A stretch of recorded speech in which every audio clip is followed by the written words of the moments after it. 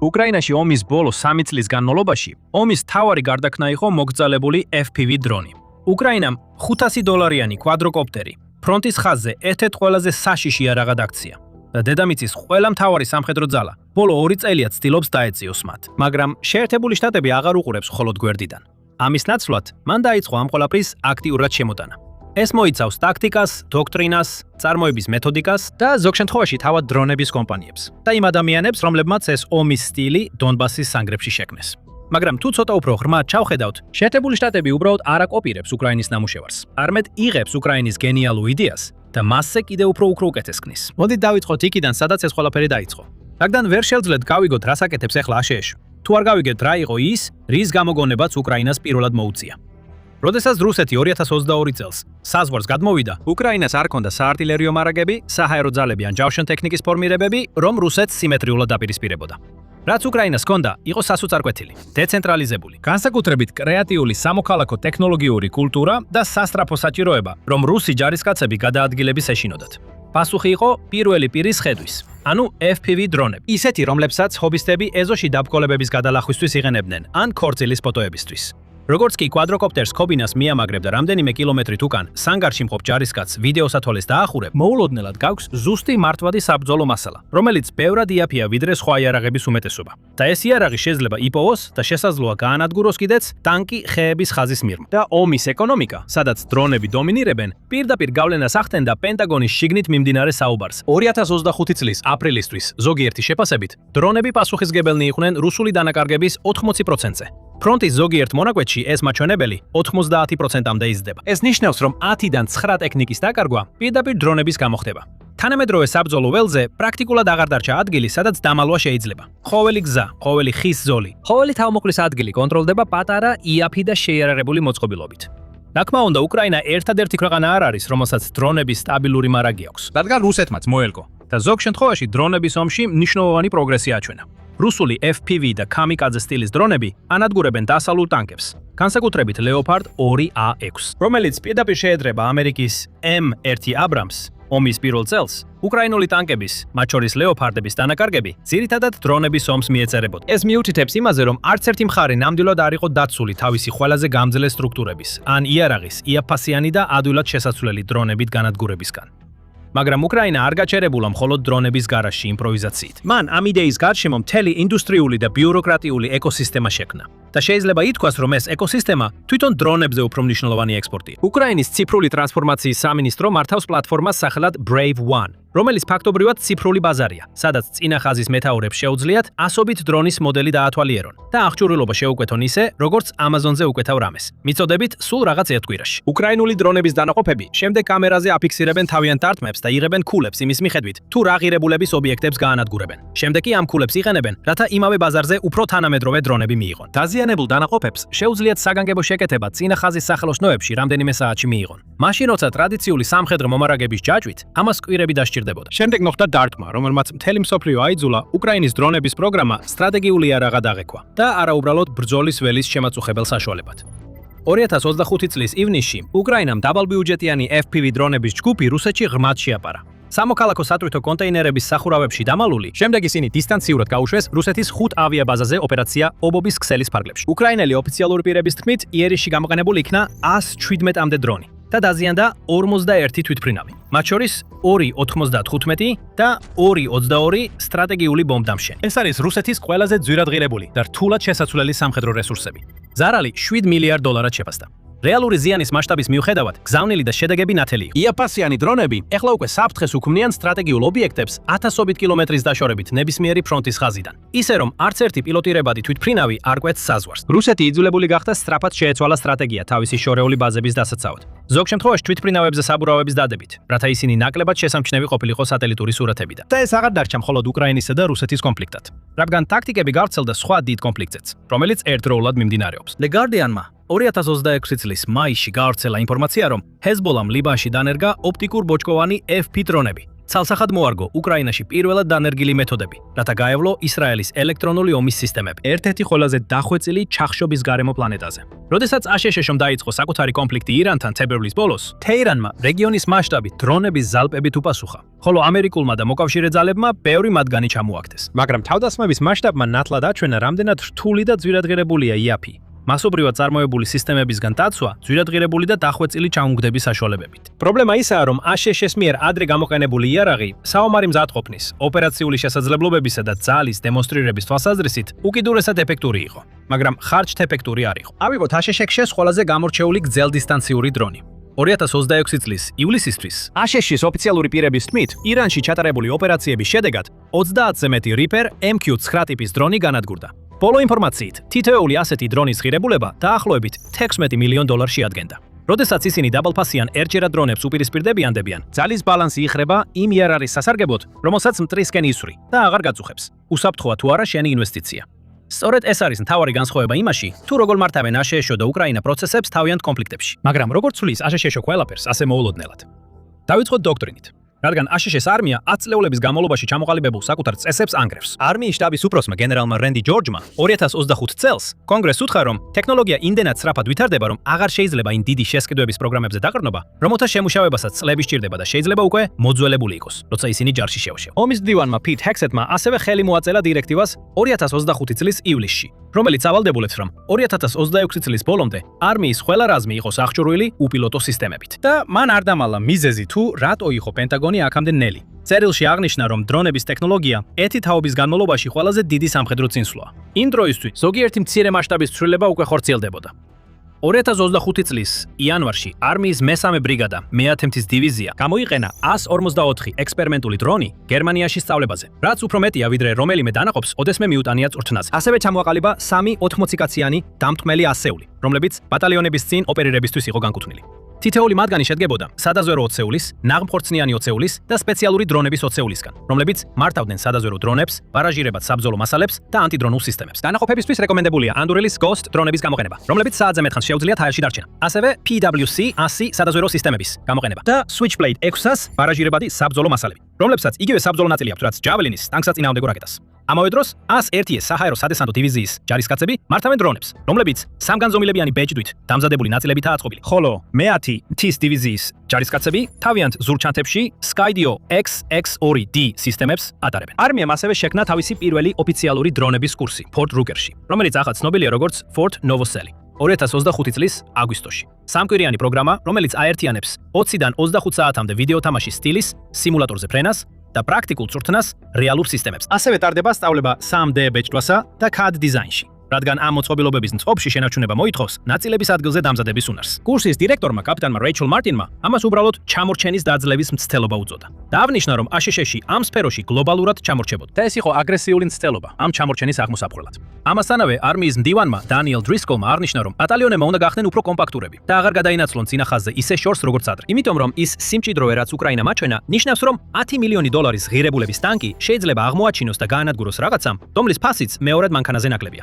Creator კორპუსი ამავე ტრანსფორმაციის კიდევ უფრო სწრაფ და გულახდილად რო თქვათ, უფრო იმპროვიზებულ ვერსიას ახორციელებს. 24 საზღვაო ექსპედიციურმა დანაყოფმა 3 კვირა გაატარა Camp Lejeune-ში, Nero's Archer-ზე ვარჯიში. Archer-ი არის 8 დიუმიანი კვადროკოპტერი, რომელიც El Segundo-ში, კალიფორნიაშია აგებული, რომლის ღირებულება დაახლოებით $2000 და მასზე ნებართვაგაცემულია Blue UAS-ის მიერ. ეს ნიშნავს, რომ მასში არ არის ჩინური კომპონენტები, რომლებიც კომერციულ დრონების ბაზარზე დომინირებენ და შეიძლება გავლენა მოახდინონ მიწოდების ჯაჭვზე და პოტენციურ ფართო კონფლიქტზე აშშ-სა და ჩინეთს შორის, თუნდაც პროქსების მეშვეობით. საზღვაო Creator კორპუსმა ასევე გააფორმა დაახლოებით $17 მილიონი კონტრაქტი, დაახლოებით 8000 Archer დრონზე.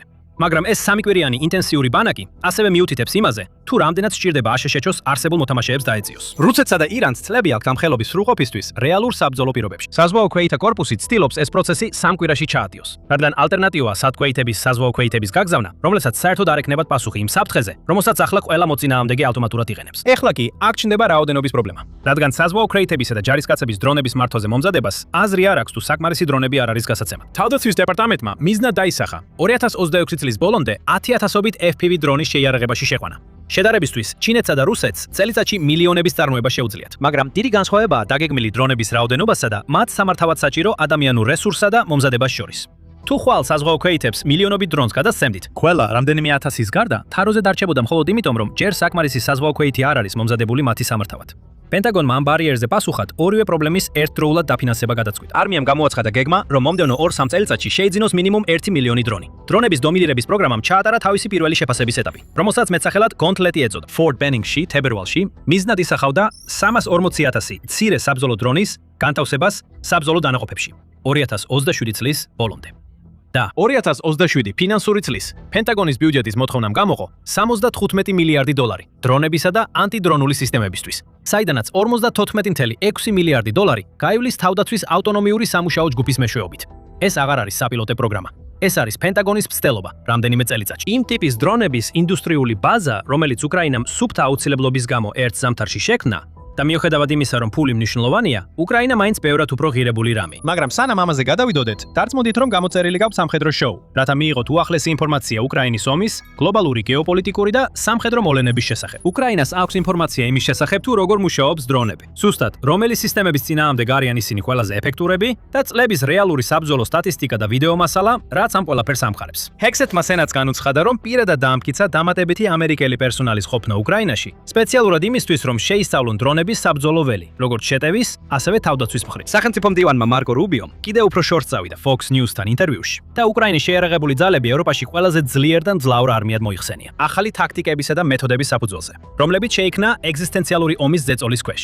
როდესაც ირანთან დაკავშირებული დრონების შეტევები მოხდა ახლო აღმოსავლეთს აშშ-ის ოპერაციებზე პასუხად, უკრაინამ ფაქტობრივად შესთავაზა დრონებისა და დრონების ექსპერტთა ჯგუფის გაგზავნა, რათა დაეხმაროს ამერიკულ ბაზებს იორდანიაში დაცვაში. უკრაინის პრეზიდენტმა ვოლოდიმირ ზელენსკიმ ასევე აღნიშნა, რომ მან უკვე შესთავაზა აშშ-ს 50 მილიარდი დოლარის ღირებულების დრონების წარმოების შეთანხმება, რომელზეც ოფიციალური პასუხი ჯერ არ მიუღია. ასე რომ ჩანს, რომ აშშ-ს ცდილობს ერთდროულად ორი მიმართულებით იმოქმედოს. შიდა დრონების წარმოებისა და შიდა და საგარეო ტაქტიკების კომბინაციის გამოყენებით, რათა თავისი სუსტი მხარეები გაამყაროს. მაგრამ ატლანტიკის გადაკვეთა მხოლოდ ტაქტიკასა და პერსონალს არ ეხება.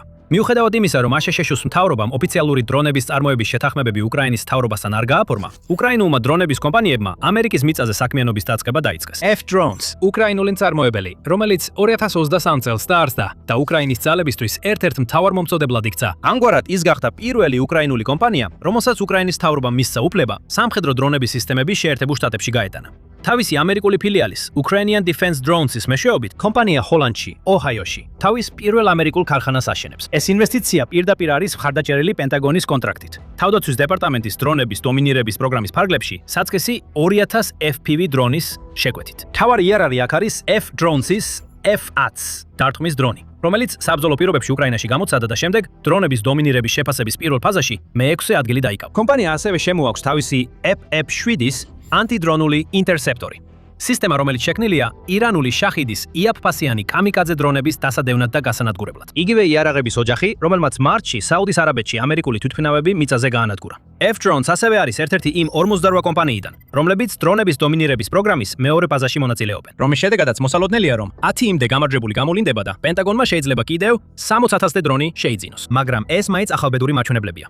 უკრაინის თავდაცვის ინდუსტრიული კომპლექსის შეჭრამდე დაახლოებით 1 მილიარდი დოლარიდან, ახლა 50 მილიარდ დოლარზე მეტს შეადგენს. და ქვეყანა გეგმავს მხოლოდ 2026 წელს 8 მილიონზე მეტი უპილოტო სისტემის წარმოებას. შედარებით ამერიკის შეერთებულმა შტატებმა 2025 წლის განმავლობაში მხოლოდ დაახლოებით 3000 FPV დრონის წარმოება შეძლო. ასე რომ აშშ-ში უკრაინის თავდაცვის მემორანდუმის პროექტი, რომელზეც CBS News-მა გაავრცელა ინფორმაცია, კიდევ უფრო შორს წავიდოდა. ეს უკრაინას მისცემდა საშუალებას ექსპორტზე გაეტანა სამხედრო ტექნოლოგიები შეერთებულ შტატებში და ერთობლივი საწარმოებით ამერიკულ კომპანიებთან ერთად დრონების წარმოება დაეწყო. ასე რომ ეს არის ამბის იმპორტის მხარე. დოქტრინა, პერსონალი და ახლა უკვე რეალური მწარმოებლები. მაგრამ აქ არის ნაწილი, რომელიც გვაბრუნებს იქ, საიდანაც ეს ვიდეო დაიწყო. რადგან შეერთებული შტატები უბრალოდ არ აკოპირებს უკრაინას. არსებობს კონკრეტული მიმართულებები, სადაც ამერიკული ინჟინერია, ამერიკული ინდუსტრიული შესაძლებლობები და ამერიკული კომბინირებული შეიარაღების დოქტრინა უკვე მზად არის, რომ უკრაინის გენიალური იდეა აიღოს და ის მნიშვნელოვნად უფრო მომაკვდინებელი გახადოს. პირველი არის მოდულური საბრძოლო მასალა, რომელიც არსებული სამხედრო მარაგებიდან იქმნება და არა სპეციალურად შექმნილი საბრძოლო თავებით. აიღეთ Neros Archer პროგრამა, რომელსაც საზღვაო ქვეითთა კორპუსი ქმნის. სამხედრო საბრძოლო მასალის თითოეულ ერთეულს, როგორც წესი სჭირდება თავდაცვის დეპარტამენტის იდენტიფიკაციის კოდი, ანუ DODIC, რაც მოითხოვს ფართო ტექნიკურ შეფასებას და სპეციალურ მწარმოებელს, სანამ ჯარისკაცები მას გამოიყენებენ. ეს პროცესი სწორედ ის მრავალწლიანი ბიუროკრატიული გაჭიანურებაა, რისთვისაც უკრაინას არასდროს ჰქონია დრო. და პენტაგონი ისტორიულად ძალიან ცუდად ახერხებდა მის დაჩქარებას. საზღვაო ქვეითების პასუხი არჩევთან დაკავშირებით თითქმის უხერხულად მარტივი იყო. აიღეს C4 პლასტიკური ასაფეთქებელი და სტანდარტული ელექტრონული ასაფეთქებელი კაფსულა. ორივეს უკვე აქვს თავდაცვის დეპარტამენტის კოდი და უკვე ინახება ამერიკის მარაგებში. ტოლობით ჩაალაგეს C4 სპეციალურ კონტეინერში, უკნიდან გაატარეს ასაფეთქებელი კაფსულა, შემდეგ კი დაახურეს ან ანტიპერსონალური ფრაგმენტაციის დისკი, ან ფორმირებული მუხტი, ანუ აფეთქებით ფორმირებადი გამტანი, წინა მხარეს. იმის მიხედვით სამიზნე კრეითი ძალაა თუ ჯავშან ტექნიკა. რადგან საბრძოლო თავი თავად არ შეიცავს ასაფეთქებელ ნივთიერებას, სანამ არ აწყობენ, მას არასდროს დასჭიროებია საკუთარი თავდაცვის დეპარტამენტის კოდი. საზღვაო ქვეითებსაც არ დასჭიროებიათ ახალი ტიპის ასაფეთქებლის გამოყენების სწავლა, რადგან ისინი მუდმივად ვარჯიშობენ C4-ზე. სწორედ ამ ერთ-ერთმა გამოსავალმა მისცა საზღვაო ქვეითებს საშუალება ეს იარაღი კონცეფციიდან, რომელიც შარშან იანვარში შობის შემდეგ გაჩნდა, რეალურ საბრძოლო შესაძლებლო მიობამდე მიეყვანათ Camp Legion-ში. სულ რაღაც ერთ წელზე ცოტა დროში, უფრო ნაკლებ დროში, ვიდრე არმიას ხშირად სჭირდება ერთი სათადარიგო ნაწილის შეკვეთიდან მიღებამდე. ეს მკვეთრად ამერიკული გადაწყვეტაა. არსებული გლობალური ლოგისტიკური ჯაჭვის სიღრმისა და სტანდარტიზაციის გამოყენებით, შესყიდვების ბარიერის გვერდისავლით, ვიდრე რუსეთსა და ჩინეთთან წარმოებაში ერთეულზე შეჯიბრებით. მეორე კი ჩახშობისადმი მდგრადია, განზრახ, ძველი, ანალოგური და ოპტიკურ ბოჭკოვანი საკონტროლო არხების გამოყენებით. უკრაინის ელექტრონული ომის გარემო რუსეთის წინააღმდეგ ერთ-ერთი ყველაზე მჭიდრო და დახვეწილია მსოფლიოში. და ორივე მხარე მისწავლა, რომ ციფრული მართვისა და კამერის სისტემები, მიუხედავად იმისა, რომ უფრო მკვეთრი და ზუსტია, როგორც კი იხშობა, მაშინვე წყვეტს მუშაობას. არჩერის პლატფორმა განზრახ იყენებს ანალოგურ კამერასა და საკონტროლო სისტემას ციფრულის ნაცვლად, რომელიც ჩახშობისას თანდათანობით უარესდება. ამის ნაცვლად, რომ ერთბაშად გაითიშოს, ოპერატორს ცოტა მეტროს აძლევს, რომ დრონი სახლში დააბრუნოს, ან დარტყმა დაასრულოს. თუნდაც ელექტრომაგნიტურად რთულ პირობებში. სინამდვილეში უკრაინულმა და რუსულმა ძალებმა ამავე მიზეზით დაიწყეს ოპტიკურ ბოჭკოვანი კაბელით აღჭურვილი დრონების გამოყენება, რადგან ფიზიკური მავთული საერთოდ არ იხშობა. ამერიკული დანაყოფებიც უკვე ცდიან ამავე ოპტიკურ ბოჭკოვან მიდგომას. ოპტიკურ ბოჭკოვანი არჩელის ვარიანტები 2025 წლის ბოლოს წარადგინეს. ასეთი განძლეობის შეხამება ამერიკის ბევრად უფრო ღრმა ინვესტიციასთან ელექტრონული ომის კვლევასა და სიგნალების დაზვერვაში. ეს ყველაფერი 10 წლების განმავლობაში ბევრად უფრო მასშტაბური თავდაცვისა და კვლევა-განვითარების ბიუჯეტის ხარჯზეა დაგროვილი, ვიდრე ოდესმე ქონიათ უკრაინას ან რუსეთს. ეს ნამდვილად ის სფეროა, სადაც აშშ-ს შეუძლია გააგრძელოს ის, რაც უკრაინამ დაიწყო და არა უბრალოდ დააკოპიროს. მესამეა ავტონომიური მართვა, რაც რეალურად ხელოვნური ინტელექტისა და ზუსტი ინჟინერიის უპირატესობაა, რომელსაც შეერთებული შტატები უნიკალურად შეუძლია გამოიყენოს. უკრაინის FPV დრონების უმეტესობა ხელით იმართება, რაც ნიშნავს, რომ მათი ეფექტურობა შეზღუდულია ინდივიდუალური ოპერატორის უნარებით, რომელიც ანალოგურ ვიდეოს უყურებს. მაგრამ F-Drones-ის მიერ ოჰაიოში აშენებული F7 გადამჭერი მიუთითებს თუ საით მიდის ეს შემდეგ. შეტაკების საბოლოო ფაზაში პილოტი მხოლოდ დრონის სიჩქარეს აკონტროლებს, ხოლო ავტომატური მართვა ყველაფერ დანარჩენს უზრუნველყოფს. ფაქტობრივად იაფასიან საფრენ აპარატს საშოშოლებას აძლევს თავად მიემართოს სამიზნისკენ ისეთი სიზუსტით, რომელიც არ არის დამოკიდებული ადამიანის რეაქციის დროზე ან ნერვებზე ცეცხლის ქვეშ. ამ ტიპის ჩაშენებული ავტონომიის შერწყმა ამერიკის ნახევარგამტარების ბაზასთან, კომპიუტერული ხედვის კვლევით ეკოსისტემასთან და პროგრამული უზრუნველყოფის ინჟინერების ბევრად უფრო დიდ რესურსთან, ვიდრე უკრაინასა და რუსეთს აქვთ. ეს არის მიმართულება, სადაც შეერთებულ შტატებს შეუძლია მთლიანად გადაუსწროს ხელით მართვა დრონების როის. მეოთხე არის ეგრეთ წოდებული კომბინირებული შეიარაღების დეკომპლექციის დისციპლინა. დისციპლინა, რაც ზედმეტად ტექნიკურად ჟღერს, მაგრამ რეალურად ეს არის ერთ-ერთი ყველაზე რთული პრობლემა დრონების ომში. და ის, რაზეც აშშ-ში სამხედროებმა 80 წელი დახარჯეს, რომ დაემუშავებინათ. ცეცხლის მხარდაჭერის კოორდინაციისთვის ამერიკის სამხედროები ერთჯერად დამქმნილ დრონს ფუნდამენტურად განსხვავებულად არ განიხილავენ F-18-ისგან. რადგან ორივე წარმოადგენს სასიკვდილო ეფექტს, რომელიც უნდა იყოს გამოყოფილი ახლო-მახლო მანევრირებადი საკუთარი ძალებისგან. მაგრამ აშშ-ს უკვე აქვს ფართო ზომები მიღებული თავისი სხვა საჰაერო შეტევითი საშუალებების გარშემო. და იგივე კონცეფცია შეიძლება გავრცელდეს დრონებზეც. და რადგან აშშ-რომ დრონების მასშტაბურად დანერგო უფრო ნელა დაიწყო, მას რეალურად აქვს შესაძლებლობა დრონების გამოყენება თავიდანვე ჩართოს კომბინირებული შეიარაღების დოქტრინაში, ვიდრე შემდეგში დამატებით მიამაგროს. და მეხუთე და ბოლო ნაწილი თავად ინდუსტრიული ბაზაა. ამერიკული წარმოების მასშტაბი, ნახევარგამტარების წარმოება და თავდაცვის სექტორის კაპიტალი, რომელსაც უკრაინას არასდროს მიუწვდებოდა ხელი. უკრაინამ ნულიდან ომის პირობებში 50 მილიარდი დოლარის ღირებულების დრონების ინდუსტრია შექმნა. ეს ნებისმიერი სტანდარტით გამორჩეული მიღწევაა. შეერთებული შტატები ცდილობს ამ ინდუსტრიის უკანდგომი იგივე ტექნოლოგიური და ინოვაციური საფუძვლები გამოიყენოს და პირდაპირ გადაიტანოს საკუთარ სამხედრო სამრეწველო კომპლექსში. გახსოვდეთ, პენტაგონის ბიუჯეტი უპილოტო საჰაერო იარაღისთვის 2027 წლისთვის 75 მილიარდი დოლარია. ეს უკრაინის მთელი ინდუსტრიის ზომაზე 50%-ით მეტია. თუ ეს სამრეწველო შესაძლებლობა მართლაც იმ მასშტაბით იქნება გამოყენებული, როგორც ბიუჯეტის ციფრი მიუთითებს, ამ შემთხვევაში შეერთებულ შტატებს აქვს გზა, რომ საბოლოოდ ბევრად გადააჯარბოს უკრაინას წარმოების მხრივ. განსაკუთრებით იმის გათვალისწინებით, რომ მას უკვე აქვს საკუთარი პროტოტიპების დიდი რაოდენობა. მაგრამ ალბათ კიდევ უფრო მნიშვნელოვანია ის, რომ აშშ-ში მხოლოდ არ აკვირდებოდა როგორ უნდა გამოეყენებინათ დრონები, არამედ ცდილობდა მათ წინააღმდეგ ბრძოლასაც. და ერთ-ერთი იარაღი, რომელიც შეიქმნა, უკვე გაგზავნილია უკრაინაში რეალური ტესტირებისთვის. მეტი ინფორმაციისთვის ნახეთ ეს ვიდეო. და როგორც ყოველთვის, დარწმუნდით რომ გამოიწერთ სამხედრო შოუს ყოველდღიური სიახლეებისთვის.